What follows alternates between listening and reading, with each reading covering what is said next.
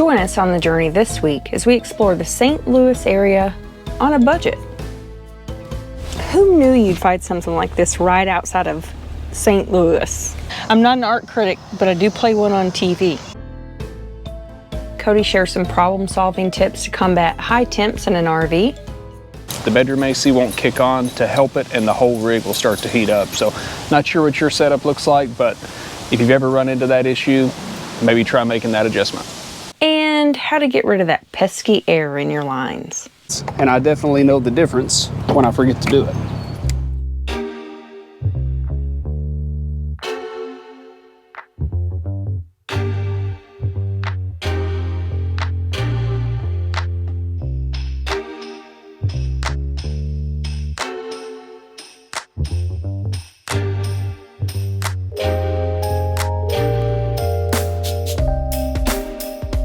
Hey everybody, and welcome back to Untethered. Thanks for hanging out with us on this video. We are in Granite City, Illinois this week, just outside of St. Louis. This was kind of a strategic trip moving us on down the line towards our next destination, but it's a great place for us to be because we have a lot of friends here we get to see, and there's a lot of things to do here in the St. Louis area. Today we're going to kick it off in the Cahokia Mounds here in Collinsville, Illinois. From a distance, it just looks like a lot of hills, but there's a lot of history here. Cahokia was the largest prehistoric Indian community in America north of Mexico. There's a lot of mounds that you can visit. They have an interpretive center that you can visit. It's all free. Free, free, free. You know Cody's happy. If it's free, it's me. But the acreage here is pretty large. I expected something really small. There's a lot here. Monk's Mound is the largest prehistoric earthwork in the Americas. Its base covers over 14 acres, rises to a height of 100 feet, contains an estimated 22 million cubic feet of earth, all hand-carried in baskets from the many borrowed pits throughout the Cahokia site. Looks like it started from AD 950 to 1200. They needed something fortified where they can fight from because Illinois is flat. So they just made their own mountains, or hills rather. It was 4 structures, and I'm making the rest of it up.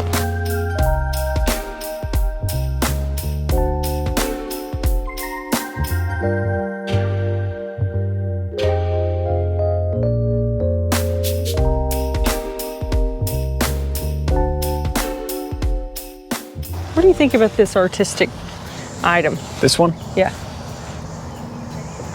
It's an egg. It's an egg. It's a black egg. It's a jumping off point, I guess. It sticks out a little farther on this side than the other side. Maybe that means something. I don't really know much about art, but I like to pretend that I do.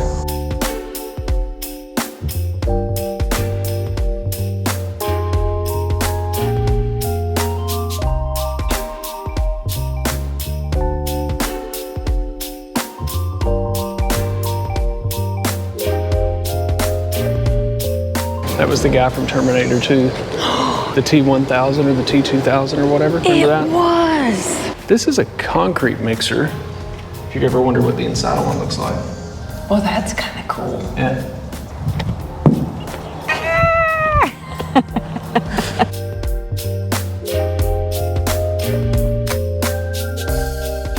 This represents a water fountain. But you can't actually drink from it. No, I think it actually is a water fountain. Oh, you want to try it? Functional art. This was made by Saul Lewitt. Intricate wall confronts and confounds viewers and highlights the similarities and differences that exist between sculpture and architecture. The ambiguous resemblance is exploited by Lewitt to suggest that sculpture is literal as well as having an optical effect. Or he just had a bunch of cinder blocks in his backyard that he needed rid of, and he's like, here's a wall.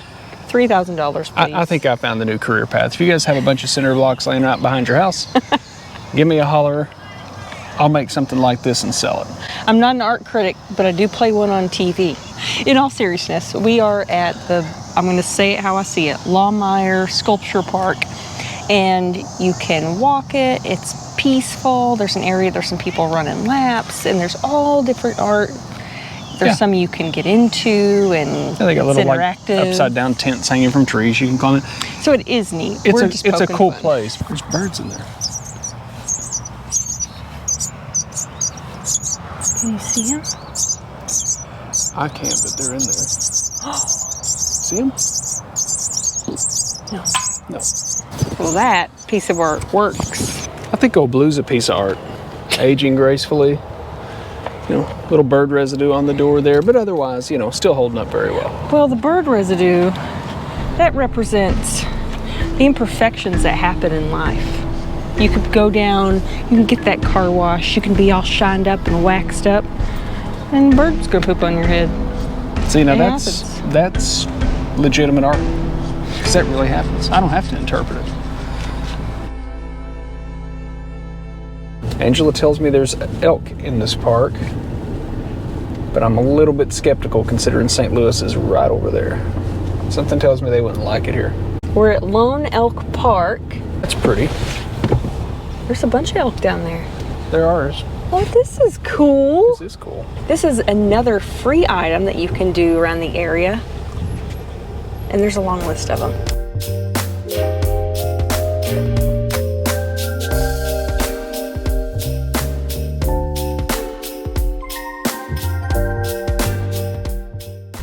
Oh, he is so little. Well, this is cool. This is really cool. I didn't even know this was here. I just found this by accident. It's beautiful down here. Hey, Mama. Hi, baby.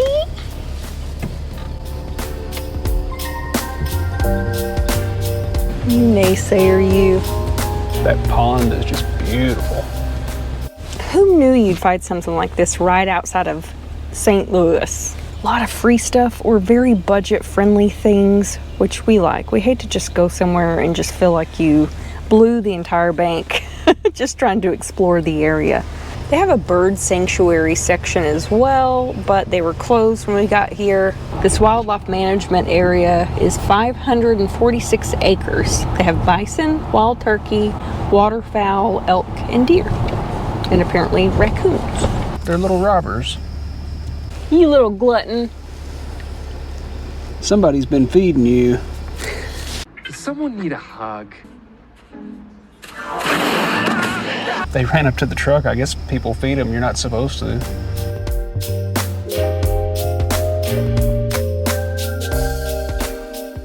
We saw buffalo in North Dakota, South Dakota, and lo and behold, St. Louis. St. Louis. Oh, crikey. He's a big one. He's like, come at me, bird. Come at me. See what happens. We ended the day today and decided that our energy was a little lower, so we decided to do stuff outside of the St. Louis limits a little bit, a little more low-key, and this was pretty awesome.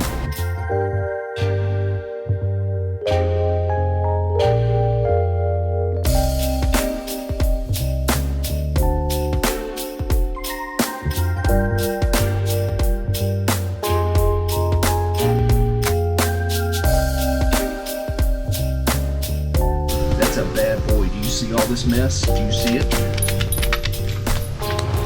Hey, while you're out here, will you show how you keep the air out of the lines when you hook up the hose?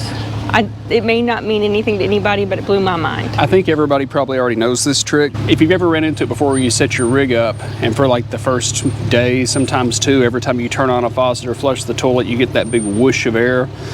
What I like to do is I put a water hose shutoff valve on one end of my hose. So when I get somewhere to set up, I can shut that valve off, go ahead and pressurize the hose, and then before you hook the hose to the trailer with the water on, we just crack this valve and purge the air before I hook it up to my water softener, and that helps keep most of that air out of the lines. And I definitely know the difference when I forget to do it. I can't tell you the last time that we've had air in the lines when we set up, and I never made a connection as to why it just stopped. It used to be really annoying though before I started doing it. It was. It took forever. One day he said something about it, or I saw him doing it, and I'm like, what are you doing? And then it clicked. We haven't had that problem in a really long time. So Maybe you know, maybe you don't, but it's the little things. Yeah, the water hose, the water shutoff valve, and that works out good too. You know, if you're in a spot where you can wash your RV, you can just shut it off there. Or I like it because when we get ready to go somewhere, you know, sometimes these water spigots are way back there or way over there. It's just an ease of use thing. It's a lot easier to walk back here and shut it off right on the water softener. If something happens between the hose and the spigot, it's not leaking out inside the camper.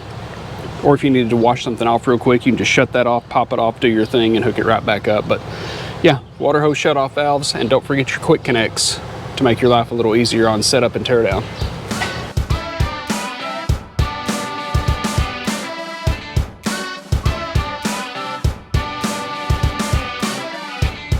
We did our research, we asked the locals, and we hunted down some of the best free things to do here in St. Louis. A visit to St. Louis has to start at the Gateway Arch National Park. Although this beauty can be viewed and photographed from all angles, a ride to the top in the tram, assuming you're not claustrophobic, is also enjoyable. The engineering from its time is worth taking time to experience. There's a charge to do this, around $20 or a little less, but we think that it's worth it, at least once. While you're there, enjoy the views, the river walk, or a boat tour. If you enjoy the hustle and bustle of downtown, big name shops and restaurants, big musical names, baseball game, they have it.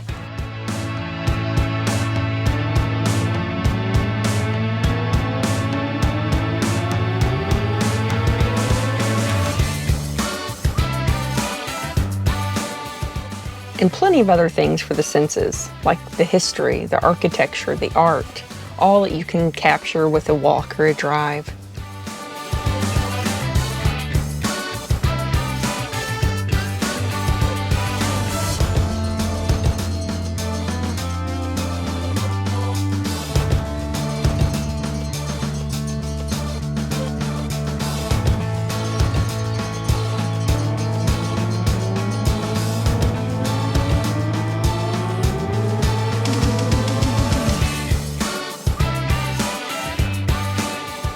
The city offers a lot for kids. They have the massive city museum, which I'm told is a must. St. Louis offers a lot of beautiful little parks scattered throughout the town. One of the larger being Forest Park, which offers a lot of recreation, a free zoo, a science museum. They have a couple of hike and bike trails. The NCT trail was the local recommendation for the area.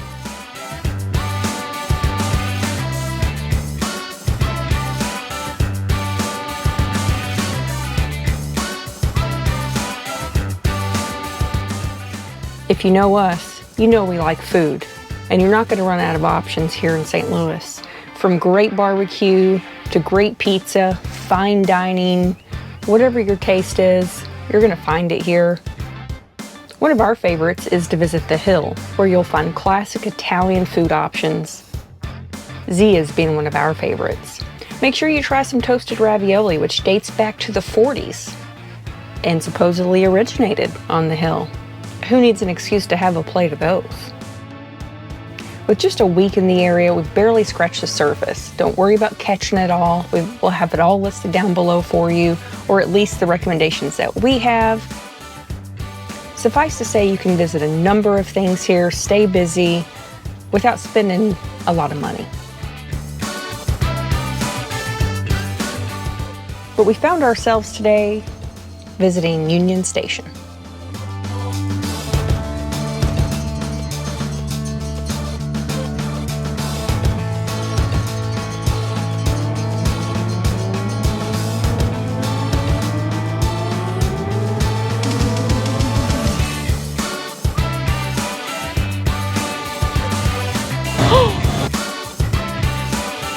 No.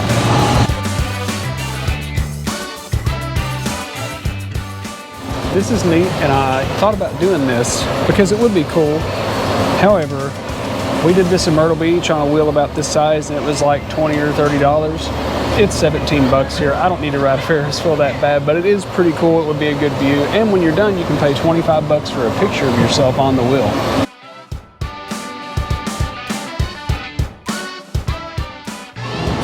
I've seen the top of St. Louis from a helicopter several years ago. We'll put a picture of it in it here. I don't need to pay $34 to go up at a Ferris wheel.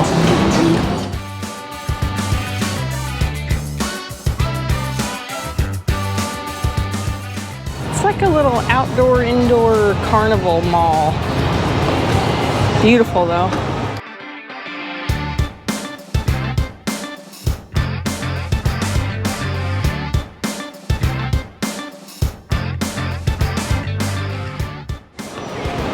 They have everything you may need.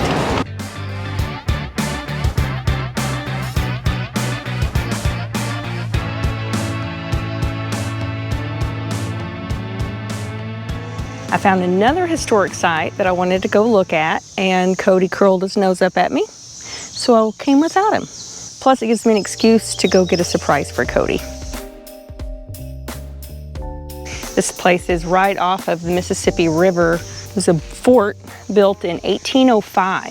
The fort served as launching or stopover point for a number of expeditions. In 1826, it was replaced by Jefferson Barracks.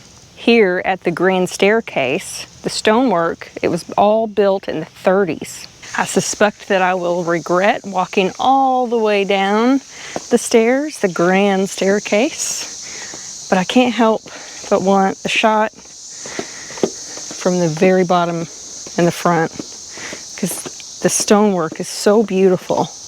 They do have trails here, and it looks like it intersects here. So you can take a trail, explore, do it that way, or you can just drive up to it and check it out. Just what I'm doing today, because I'm already late for Cody's surprise. But I have to see this.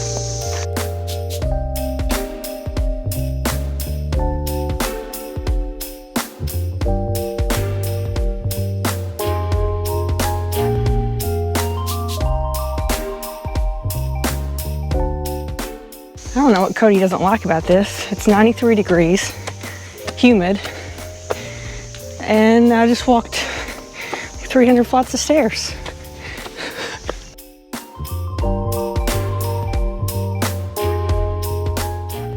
I admit, I enjoyed that. It was an easy little get. Now for some air conditioner and Cody's surprise. We came out for the better lighting, but I think we're gonna get just a couple pieces down before we're gonna go in the cool to eat this. It's hot. It's 93 degrees. I'm not saying that this is the best pizza in St. Louis. I'm saying this is the pizza that our friend Chris talked about for 10 years that we've known him. And so we have to try it. And it's supposed to be like a classic St. Louis style. Emos has been around for a really long time. St. Louis style, the heart of it is the Provel cheese. It's kind of a processed cheese. Like provolone? It has provolone in it. It also has, I believe, mozzarella, but it's a lower melting point. It's a processed cheese. Well, let's look at it. That looks incredible. But also it's these flat, squared type of pizza that you find around here. The first time we had something like that, guaranteed, some of our families will see this and have never seen this style before. Yeah, it's definitely, I mean, we didn't see it till we moved to Illinois. We were in central Illinois, and I'll be honest, at first, I was a little turned off by it because we were used to hand-tossed dough, lots of bread, big and slices. Cheese. Yeah. Thin crust doesn't bother me. I would rather have it sliced traditionally if it were up to me. Oh, really? Yeah. It took me a little bit, but this has grown on me a lot. And I think it's because you get more goodie per bite. You're not eating a bunch of bread. But if you were just eating if you were just eating a regular sliced thin crust, it'd be the same concept. I never liked thin crust. Never liked it. There's no such thing as a bad pizza. There's just levels to pizza. So you guys can let us know in the comments how you like your pizza sliced. All right, what do you think? Am I gonna like it?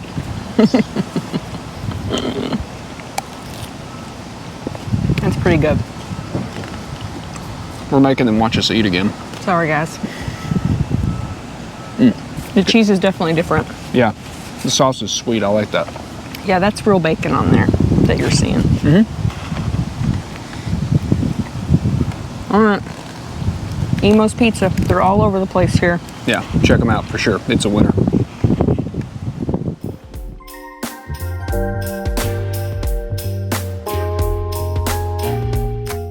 Summer is definitely here in Granite City, Illinois, because it's like 93 degrees today, and it's hot.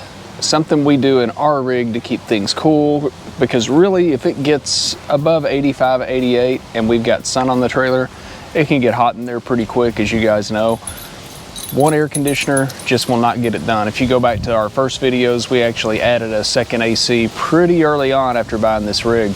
Our grand design is on the racetrack cooling system, so when one AC is on, it blows throughout all the vents in the trailer, which is awesome. The problem is on a really, really hot day,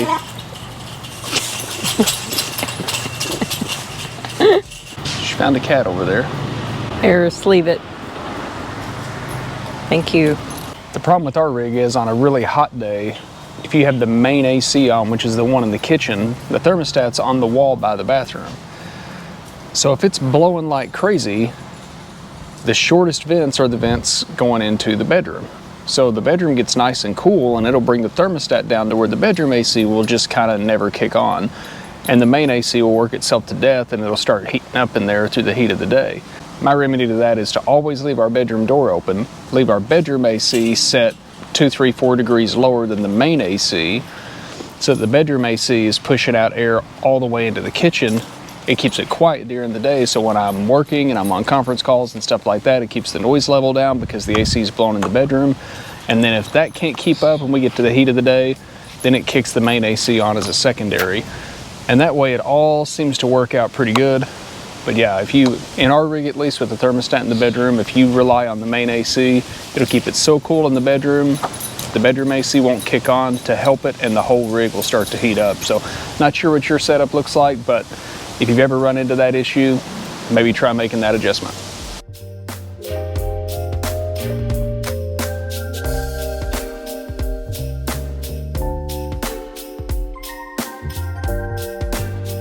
All right, everybody, hopefully that gave you guys some ideas of what to do here in the St. Louis area. A lot of free stuff, a lot of pay stuff, and that really only scratches the surface, because depending on what you're into, you could stay busy here for a while. For sure. Thank you for spending your time with us, as always, and we'll catch you next time. See you guys. Outside of St. Louis, this was kind of a strategic. That's art, my friend. That's art. Is another Free. Oh, there's a deer. Park is open until sunset. So Cattle guard. hang on. I found another historic site close by where we're staying. Close to where we were staying. Cody furled his nose up it. I found a historic site. Plus, it gives me an excuse to. All right, guys, hopefully that gave you guys some, that's too many guys. All right, y'all, I'd never say that. Y'all.